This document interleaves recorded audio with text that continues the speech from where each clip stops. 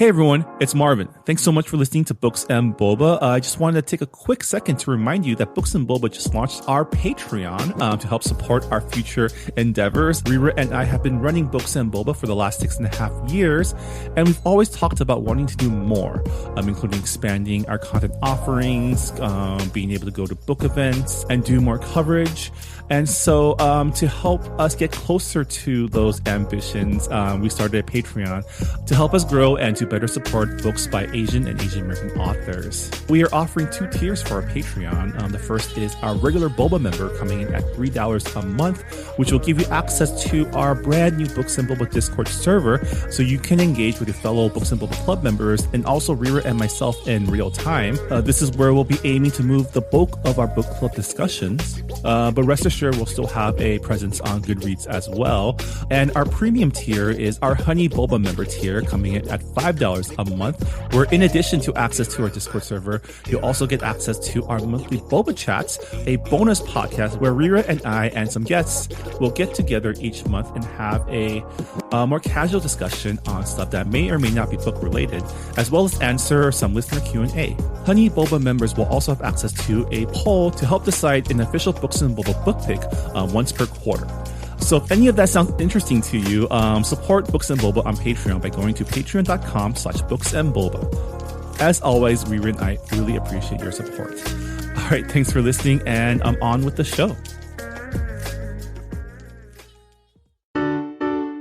This episode of Books and Boba is brought to you by First Republic Bank. The world is changing, and your needs are evolving.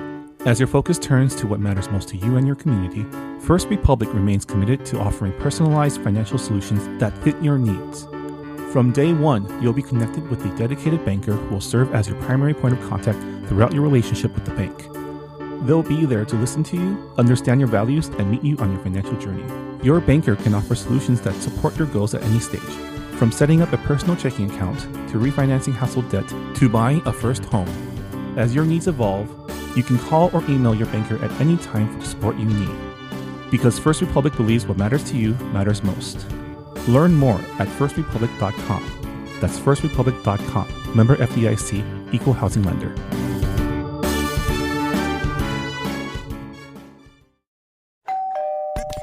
You're listening to Whoa! Potluck.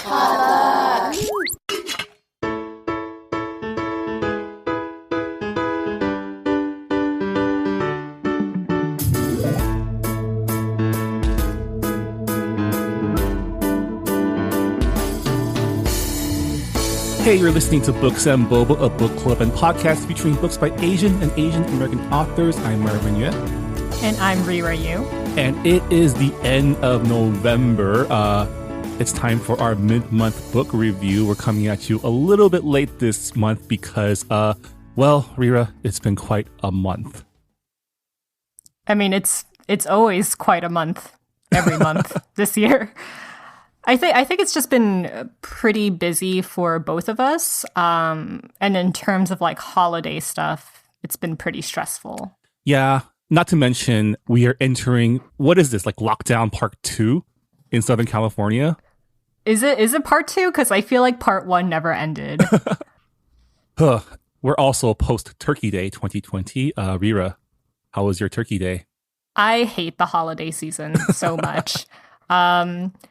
One good thing about Thanksgiving this year, though, was I got to spend it at my own house, and I got to cook for myself, and that was really nice. Nice. I didn't have to go to a big dinner where I'm really uncomfortable most of the time, so that's good. How about you, Marvin? How was your Thanksgiving? It was all right. My family usually does Thanksgiving lunch because my brother and I would go to our partner's place for dinner. So we had a little barbecue in our backyard, and then for dinner I went to my girlfriend's place where we had dinner in her garage. We set up a long folding table and ate at separate sides of the table, so it felt like one of those like scenes from, you know, those like English estates where you have the husband and wife on like opposite ends of a long ass table. It's a metaphor for their relationship. Like one of them would be like, pass the salt, honey. And the salt is like directly in the middle of the table. And neither of them are willing to get up because they don't want to meet each other halfway in their relationship. Screenwriting, symbolism. Yeah, it's pretty much that. We are also post-election. That's true. By the way. And yeah, also a lot of things post, happened. did Black Friday happen this year? Rira, you work in retail. How was your Black Friday this year? I mean, it happened, but I feel like so many businesses have been doing like discounts on a lot of items because they want their online business to actually succeed. I've been getting because I have a friend who works in shoe business, and I've been getting a lot of deals from her. It's like, hey, 40% off plus free shipping. And I'm like, it's not even the week of Thanksgiving yet. Why are you guys doing cyber sales already? So I'm guessing that Black Friday has just been, what, like a black month? Black. I mean, it's going to be a bad year for retail anyways. Like, this is like their biggest sales weekend, and I doubt they're going to do... Yeah, they make a third of their sales during between like November and December. So it's... Yeah. So shop local and shop early if you can.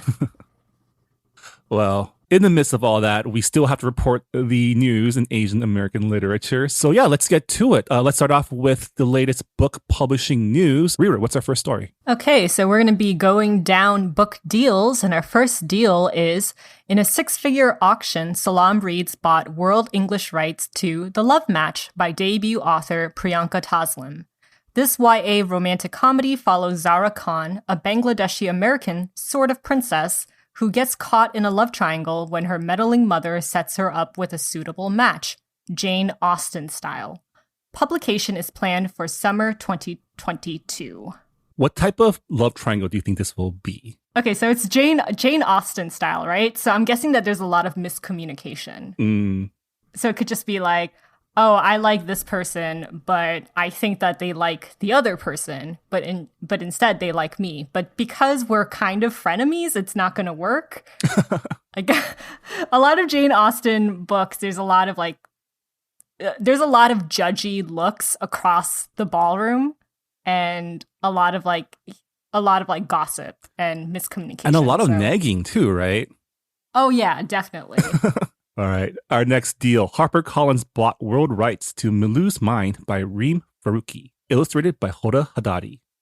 The book is the true story of Mariam Faruqi, the author's grandmother, who lived in India in the 1920s when school was seen as unimportant for girls.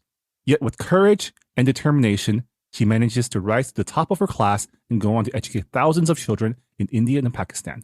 Publication is planned for 2023. So it's a picture book. Not autobiography, picture book biography. Yeah. Sounds great. Girl power. Yeah, Reem's grandmother sounds pretty awesome. Next up, we have Roaring Brook acquired world rights to How to Hug a Pufferfish by author-illustrator Ellie Peterson. The picture book is about a pufferfish who establishes boundaries when it comes to her personal space and shows her ocean friends that she cares in her unique way. Publication is scheduled for 2022. Is that what we call a metaphor or an allegory? I think it's an allegory. Wait, are pufferfish the ones with the spikes? Yeah. Oh. But this book sounds cool because it's about like showing boundaries, right? Yeah. As a kid, I'm pretty much like the same way now, but I really don't like it when people touch me. I don't like it when people hug me, or like when you're a little kid, like the adults would like pat your head or whatever, right? Mm-hmm. Fucking hated it so much. Like I would tell people like, don't fucking touch my hair. I didn't curse when I was younger, but my glare would curse at them. So I think this is a very important book for both kids and parents. Yeah. So that it's like if your kid doesn't want to be hugged, respect your kid's boundaries, and kids can learn that they can say no, and it's okay. Also great to have in classrooms in case you have kids that need to, talk about these types of things. Very versatile is what I'm saying. Yes. This book is. Amazon's Two Lions bought world rights to I Am Able to Shine by husband and wife team Corey Watari and Mike Wu, who were also the author-illustrator of the Ellie series. This Own Voices picture book follows a persistent Asian American girl named Keiko who overcomes obstacles to accomplish anything she can dream of. Publication is set for spring 2022, with a second untitled book that is set for spring 2023. This sounds cute. I wonder what... Yeah, it sounds really cute. I just wonder, like, what it's like to work with your partner, you know? Because they're a husband and wife team, and it's like, how does that work? How does the dynamic work? Well, I imagine one is the author and one is the illustrator, right? Yeah. I mean, that's what I'm getting from the news. Which I guess like works out because you can like directly split your work in half. Yeah. Whereas I feel like when you have like co-authors, it can go either way. It can go like really, really well because you like divide it by like chapters, or it doesn't go very well and you fight a lot. Yeah, I wonder how writing duels usually work. Well, yeah, because I have a friend who like she was married to her writing partner, and they work really, really well. They're like perfectly in sync. Whereas like when I've worked with Dan on other projects, I am very much of a control freak and I am not a fun person to work with. I guess it's case by case. Yeah, definitely so. All right, so our next book deal is HMH's imprint Etch acquired world rights to The Worst Ronin by Maggie Tokuda Hall, author of The Mermaid, the Witch, and the Sea. Illustrated by Faith Schaefer, this YA graphic novel saga tells the story of two women samurai, one running from the grief of her past and the other hoping for glory. Publication is scheduled for 2024. That sounds fun. Yeah, women samurai, yeah. Yeah. Well, sounds exciting. I'm looking forward to reading it in 2024, just in time for the next election. All right, next up, Delacorte preempted Violet Maid of Thorns, a fairy tale-inspired YA fantasy by debut author Gina Chen. Violet is a prophet and a liar, influencing the court as seer with her cleverly phrased divinations. When she is asked to falsely prophesize Prince Cyrus's love story at an upcoming ball, she awakens both a dreaded curse about the prince's future bride, as well as a doomed attraction between her and Cyrus, spelling destruction for them all. Publication is set for fall 2022. Yeah, sounds very fairy tale-esque. Fairy tale, court drama. I like this idea of them having a seer, but she's making everything up. Yeah. Yeah. It's a good setup. All right, next up, Scholastic bought world rights to the animated periodic table and an untitled sequel illustrated by Shiho Pate.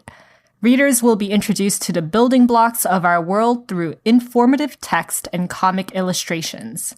Publication is set for fall 2021. You know, I've owned illustrated dictionaries before, but I don't think I've ever owned an animated or illustrated periodic table. I kind of wish I had this when I was growing up. Yeah, same here. When I was a kid, my parents actually bought like a college encyclopedia. So instead of like like it would have like all of the medical diagrams and like planets and cosmos and stuff. It was a very, very large book with a lot of diagrams, and I had that. I got that as like my 5th birthday present. I've never owned a set of encyclopedia books. I would always have to go to the library. Do you remember back when in order to look up information, we had to go to the library, search through the encyclopedia for like a small entry on random topics? Yes, I remember this. I had encyclopedias, so like I didn't have to go to the library that often. Yeah, I remember like my middle school was pretty old school, so you had to like go through the library cards, like the Dewey catalog. Decimal System. The Dewey Decimal System. I was so happy when I moved schools and they had computers, and I'm like, oh, thank God, like you can look things up. The first instead of time manually looking for them. The first time I ever saw a like computerized catalog was, I think it was the Pasadena Library when I was in high school. That was the first time. Oh God, am I an old? I think we're in. This is what you call like the analog to the digital generation. Yeah, that's that's we have the millennials. unique. Yeah, we have the unique ability to adapt Mm. and learn. All right. Next up, in a six-figure preempt, Amazon Skyscrape acquired world rights to Farah Heron's own voices coming-of-age rom-com Tahira in Bloom. Pitched as Schitt's Creek meets Netflix's The Big Flower Fight, the book stars a South Asian Muslim aspiring fashion designer. When Tahira's coveted internship falls through, she is forced to spend summer working at her aunt's sleepy boutique in a rural community. In order to keep her plans on track, she needs to innovate, possibly with the help from the plant nerd next door. Publication is slated for late 2021. This sounds very cute. Also, what does plant nerd mean? Someone who's super into plants, right? Does that mean like they know the language of flowers, or are they someone that just has a lot of plants in their house? Or It's probably like an aspiring botanist or someone who, I'm imagining someone who's like literally a geek for flowers, like the study of plants. Maybe a farmer. Who knows? Agricultural expert. Well, have you watched Schitt's Creek? I've seen clips. I haven't dug into the series yet. I've heard it's good.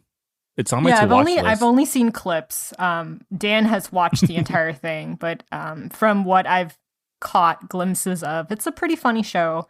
I'm just picturing Tahira, the main character, to be kind of a spoiled brat and kind of I don't know, like very haughty. I mean, in terms of like rom-com setups, I think it's pretty by the numbers, but I'm excited to see what the own voices spin will bring to the story, you know? Yeah. All right, next up, Abrams acquired Karthik Delivers by Sheila Chari, a middle grade novel set during the financial crisis, following a boy who makes deliveries for his family's struggling grocery store while secretly acting in a play about Leonard Bernstein. Publication is slated for spring 2022. Now, which financial crisis? Is this 2008 financial crisis? Which financial crisis? Oh, God. Story of America, right? I'm assuming it's one of those stories where it's like a child of immigrants wants to pursue the arts, but can't because his family needs his help with the business. That is, yeah. I don't know why, but so many Asian parents are. I don't know. Like maybe it's just like my generation, but I remember like Asian parents being like, "Oh, you can't be in clubs." Like you can't be in after school clubs. You have to go to like cram school or you have to do community service. Doing clubs at school, unless it's like, I don't know, soccer or some kind of sport, it's useless. It's like, why would you do that? Even with sports, it's like, okay, you have to be like phenomenal for it to be worth your time. Yeah, basically anything that doesn't look good on college applications are not necessary, right? But I don't know. My parents. But the thing is, like, it's morphed quite a bit since when you and I applied to college. Because I feel like now, like, there are way more different requirements to actually look good on paper. I mean, I think it's people adapting to how the American education system works and how the Asian education system works. Because in Asia, like in Japan or in Taiwan, it's all about test scores, right? You get into the college of your choice by test score. But in the States, you have to set yourself apart somehow. So that's why I think parents are adapting to the fact that their kids need to be like club leaders or prove like leadership, right? It's not all about test scores. Yeah, I just found out that they changed the SATs Again? Like they got rid of the writing section. Oh, I was always pretty good at the writing section, though. Oh yeah, I got a lot of my points from from the writing section. All right, next up. Beaming Books acquired world rights to Just As You Are, Every Kid is a Revolutionary, written by Cindy Wang Brandt and illustrated by Lenore Montagal. The debut picture book declares that every child has what it takes to participate in revolutionary social change, no matter their age, skills, or personality. Publication is set for October 2021. I like this. Let's educate Yes. the next generation of firebrands early. Fight the power. Take down the system, burn everything to the ground. All right, next up, Holiday House acquired world rights to Stories of the Islands and another graphic novel by debut author-illustrator Clar Angkasa. Stories of the Islands is based on Indonesian folklore and emphasizes female empowerment. Publication is slated for fall 2023, with the second book planned for spring 2025. Indonesian folklore, I don't really see a lot of that in children books or adult books. Yeah, I'm interested to check it out if we get the chance. It's always fun to see other cultures' folklores. I feel like that is a highly requested thing amongst Asian parents, because it's like, oh, I want my child to learn about like our motherland's culture and folklores, and of course, like up until now, like there's only been a few. So yeah, I mean, it's always nice. I feel like most of the folklore we grew up with in America, it was like what, German folklore? I mean, Grimm's fairy tales is German, if I'm correct. And like, but it's also just like overall European, because those stories have been passed down like all across Europe. And then like the Asian folklores that I've learned were pretty much all Chinese growing up. Yeah. So it's nice to have diversity there. Yeah. Next up, Little Brown Poppy acquired world rights to Sister of the Bollywood Bride by Nandini Bajpal. The YA novel details one teen's summer spent planning her sister's Indian wedding as she balances family, a new romance, and a monster hurricane headed her way. Publication is planned for summer 2021. Sounds fun. I love books and movies that center around a wedding. I've still never been invited to an Indian wedding. But from what I have seen and heard, it looks like a party. It looks humongous, and it makes sense that there would be some drama happening. Do you have any opportunities in the future? I don't really have any Indian friends who not married yet.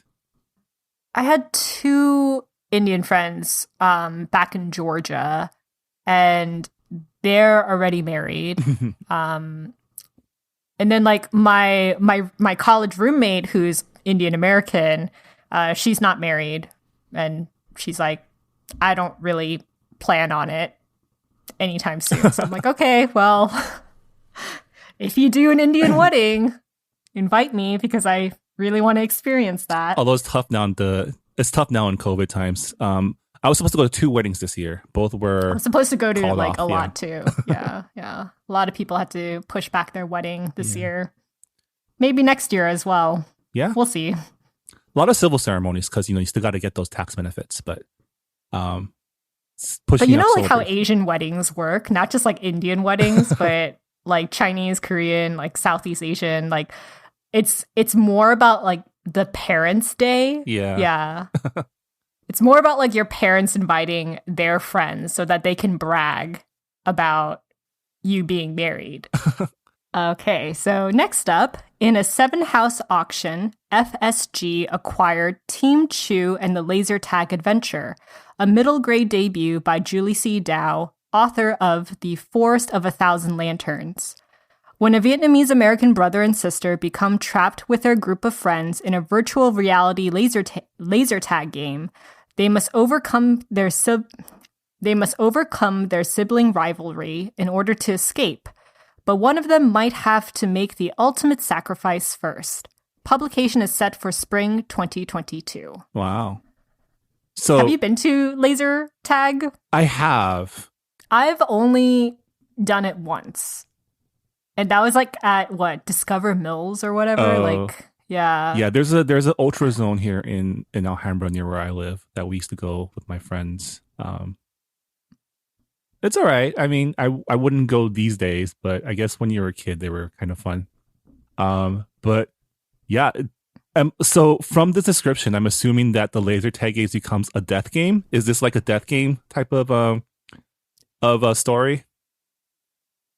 It's a middle grade book. I don't think it's going to go full battle royale, if that is what you're thinking. But the ultimate sacrifice sounds very dark and ultimate sacrifice, what could that possibly mean? It could mean that they have to stay behind in the game. Oh, I guess. Or is it like Sword Art Online, where if you die in the game, you die for real? Maybe. I mean, Maybe. I don't know. I don't know. It could be a death game. Could just be something else. Yeah, I'm really curious on how they get trapped in a virtual reality laser tag game. All right. Our last deal. Levine Cuerdo bought world rights to The Lost Ryu by Emily Watanabe Cohen. In this middle grade fantasy set in post-World War II Japan, Kohei Fujiwara must team up with his new neighbor to search for the truth. Both about Kohei's family history and the disappearance of the giant Ryu that fought in the war. Publication is slated for fall 2022. Interesting. So this is like, I mean, it says middle grade fantasy, but it's like historical fantasy where you have dragons. Yeah, could be an AU, could be like some sort of like mythical underworld type of situation. Maybe like a Spirited Away. Sounds interesting. Or it could be like The True Queen by Zen Cho. Yeah, excited to learn more. And with that, that is our latest publishing deals. Lots of new projects coming out in the next 4 years. Looking forward to learning more about them. But let's move on to our book news. Rira, what's our first story? Okay, so our first story is the National Book Awards. I think it was in the last mid-month episode where we listed all of the shortlist finalists. And out of those finalists, Charles Yu's Interior Chinatown won National Book Award for Best Fiction. And for those of you who don't know anything about Interior Chinatown, the book is a satire about typecasting and stereotypes in Hollywood, and it follows a Taiwanese-American actor named Willis Wu, who longs to graduate from bit roles, like the delivery guy or striving immigrant, and land the coveted role of Kung Fu guy. I've heard so many great things about Interior Chinatown, including also from like Lily Rugo, who is a former guest of this podcast and also a bookseller now.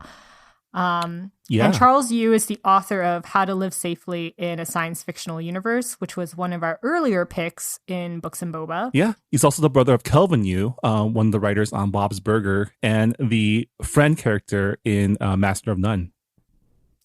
Also, Charles Yu worked on Westworld, right? Yeah, I think that's where he gets a lot. I'm sure that's where he got a lot of inspiration for this book. Interior China actually just got picked up also as a TV series. Oh, nice. Yeah. So congrats to Charles on the award. Don-Mi Choi's DMZ Colony also won the National Book Award for Poetry. Woven from poems, prose, photographs, and drawings, DMZ Colony is a tour de force of personal and political reckoning set over 8 acts. So from what I've heard about DMZ Colony, it does a lot of like, a lot of it is about like South Korea and the United States during like the war and like the aftermath. So, yeah, it sounds really interesting. Yeah, I mean, the title is pretty provocative if you think about it, because like DMZ is the no man's land between North and South Korea, and colony, it invokes like, you know, obviously colonialism and the presence of U.S. military in South Korea in the last like half century, right? Yep. Yeah. Lots of mixed feelings about that. So congratulations again to Charles Yu and Don-Mi Choi, as well as all of the other finalists. To look at the full list of finalists, just go to the National Book Awards official website and you'll be able to see all of the books listed along with their synopses. Yeah. All right. So our next big story is more general in terms of publication, but it's more general in regards to publishing. But I think it's significant enough for us to talk about it. So Penguin Random House recently won the bidding war for Simon & Schuster with a $2.2 billion offer. So Penguin Random House and Simon & Schuster, they're part of the Big Five, which is now the Big Four because they're merging. And Random House used to be a separate publishing house too. So it was Big Six, Big Five, big four. Wow. And that was among Penguin, Random House, Hachette, HarperCollins, Macmillan, and Simon & Schuster. So when you go to the bookstore and you see like usually the best-selling novels and books, they're going to be from one of these main publishers just because they have more marketing power, I would say, just like any other big company in any industry.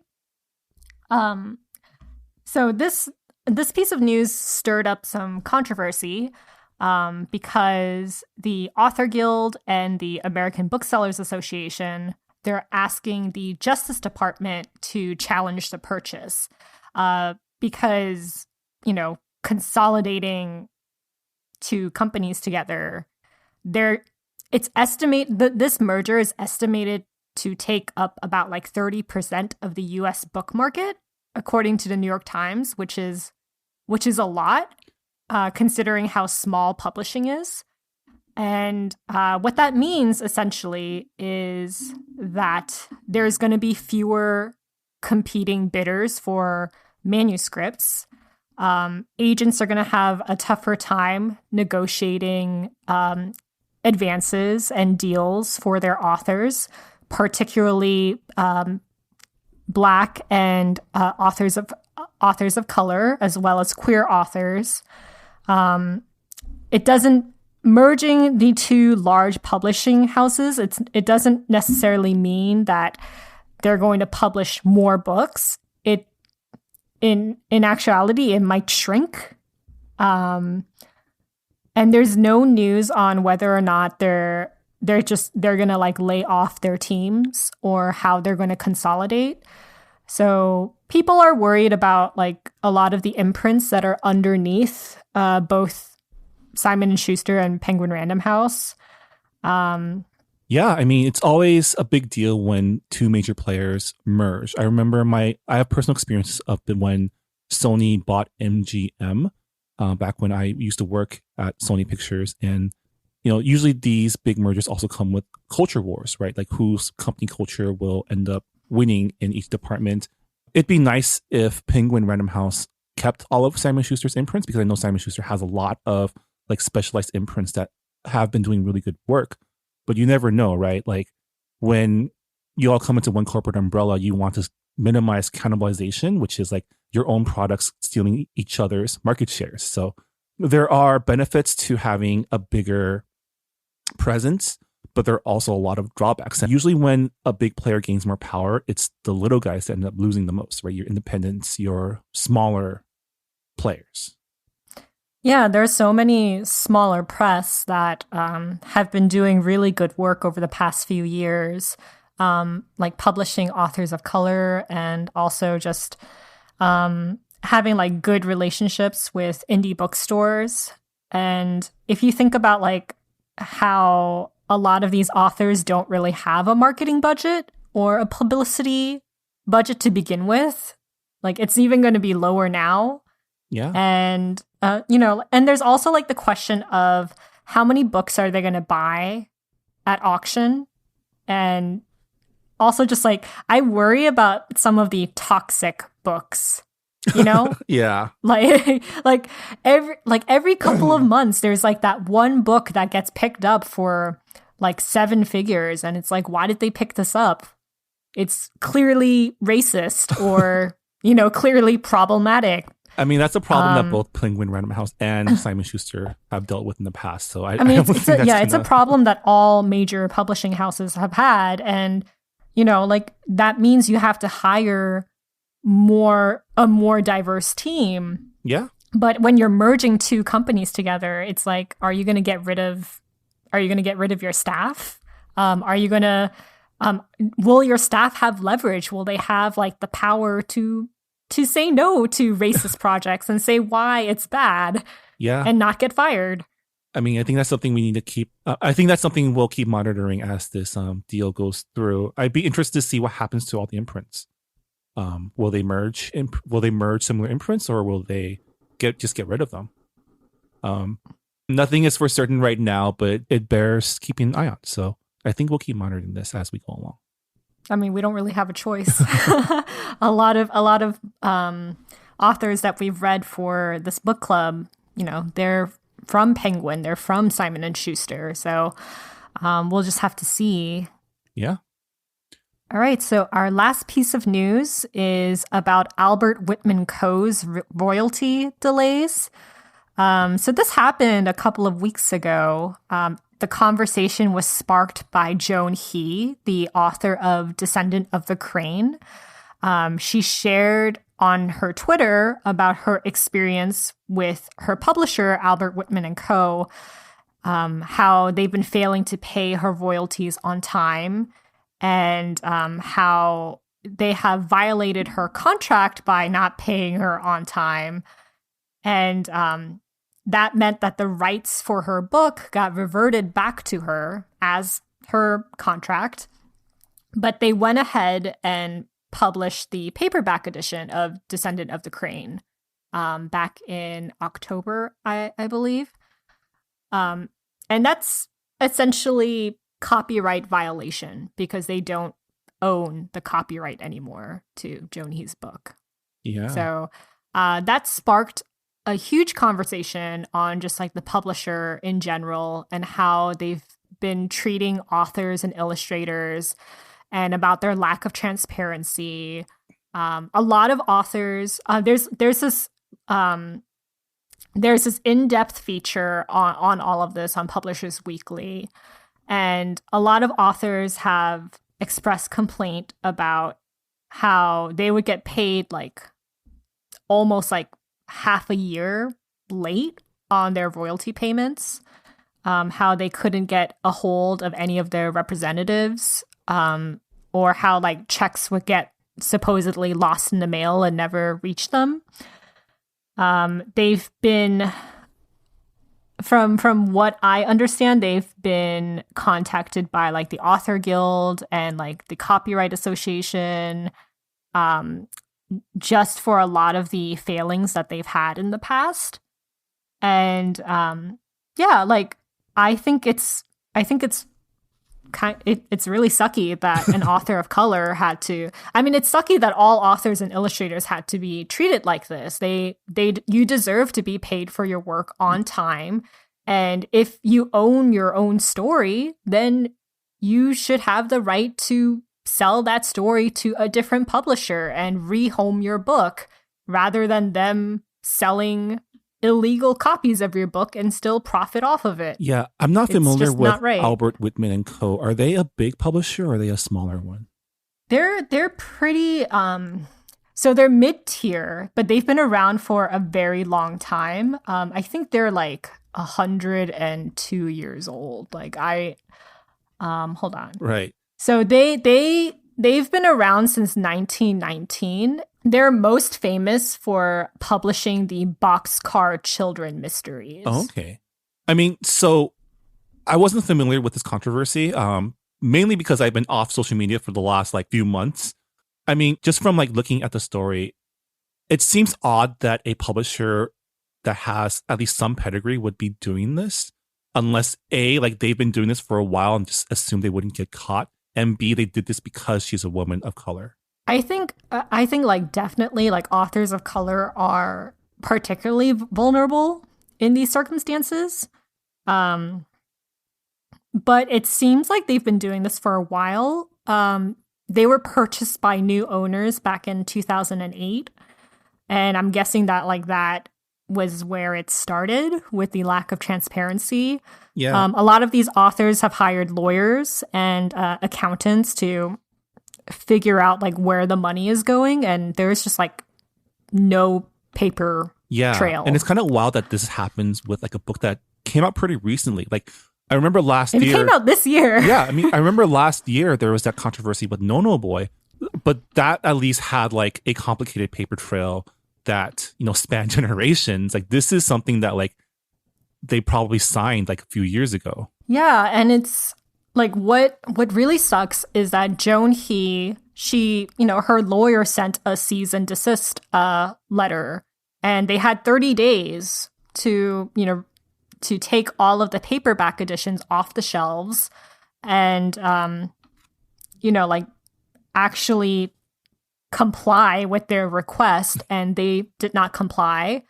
They did pay her royalties, thank God, but that doesn't mean that they own the right to her book. Yeah. So essentially, in my opinion, this might be harsh for like to say this, but in my opinion, that's like no better than pirating. Only that you're like getting the money. Like pirators, sometimes like they're not going to make money off of it, but selling illegal copies of someone else's work is not right. Yeah. What is it? Also, our November book of the month is Ignite the Stars by Maura Milan. And that book is also published by Albert Whitman and Co. And Maura had said on Twitter as well that she's had a hard time getting in touch with Albert Whitman and Co. on royalty payments and how it's been like very difficult corresponding with them, and how it has actually affected her love for her previous books, which I think is a shame because Ignite the Stars was her debut novel. Yeah.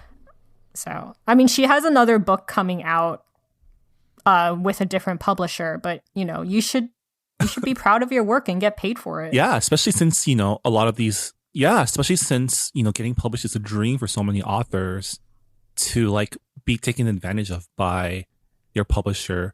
Sounds like something that shouldn't be happening at this level at this point of time. But yeah, especially during freaking COVID, you know, like it's understandable because, you know, like everybody experiences delays with COVID. Money flow can be complicated, but it's been happening for a very long time. And, you know, like payments shouldn't be later than 6 months. That's insane. Well, we at Books and Boba obviously support the authors, and we support good business practices. So I guess shame on you, Albert Whitman and Co. I'm not sorry I bought Maura Milan's book, but I am sorry that I gave money to you. I wish that money would go to Maura, like quickly. We should have just asked her for like a copy and just given her like a Venmo or something. I actually met Maura at her book launch because she did her launch at my local bookstore.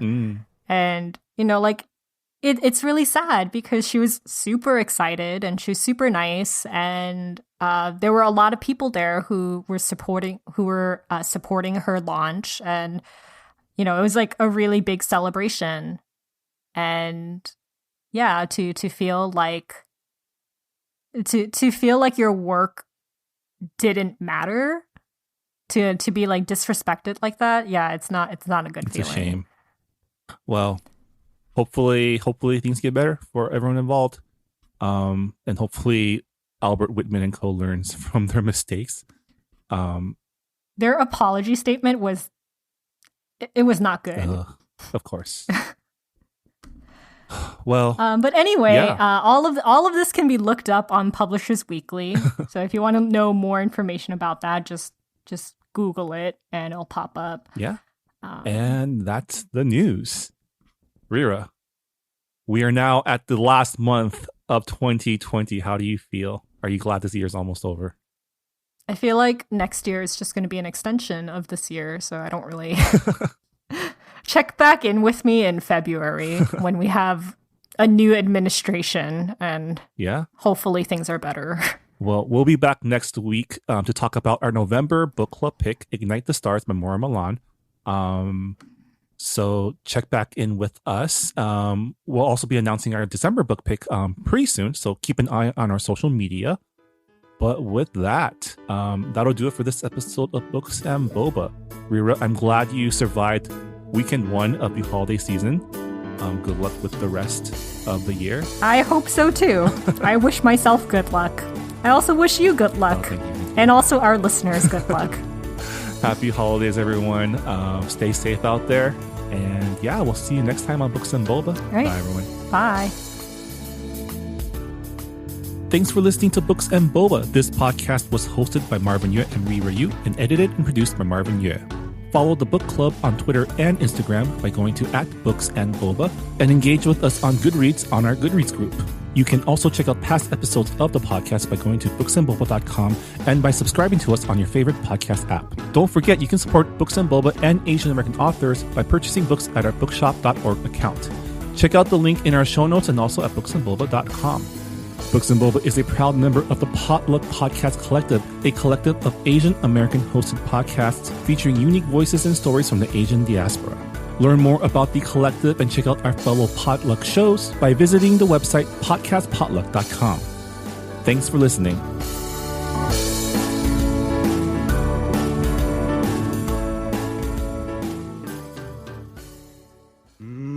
But we're still here, and we're going strong. It's an exciting time in Asian America. There are more movies, TV shows, books, and music reflecting us than ever. But all of these represent just a small slice of Asian American culture and experiences. So what do we do? Tell more slices. Asian Americana is a show that explores these slices of distinctly Asian American culture and history. We've talked about how Chinese Americans built California's Sacramento Delta, the art scene turns gallery institution Giant Robot, a play that explores the lost Cambodian pop music of the 60s and 70s, and, of course, Boba, just to name a few stories. You can find Asian Americana at asianamericana.com or on your podcast app. And we're getting tired of